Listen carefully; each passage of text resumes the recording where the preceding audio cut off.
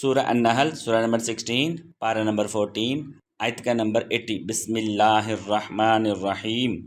واللہ جعل لکم من بیوتکم سکنا وجعل لکم من جلود الانعام بیوتا تستخفونہا یوم ظعنکم و یوم اقامتکم ومن اصوافہا و اوبارہا وَأَشْعَارِهَا أَثَاثًا وَمَتَاعًا إِلَىٰ حِينٍ۔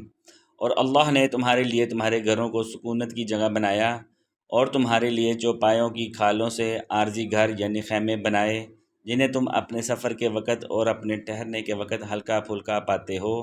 اور اسی اللہ نے بھیڑوں اور دمبوں کی اون اور اونٹوں کی پشم اور بکریوں کے بالوں سے گھریلو استعمال اور معیشت میں فائدہ اٹھانے کے اسباب بنائے جو مقررہ مدت تک ہیں۔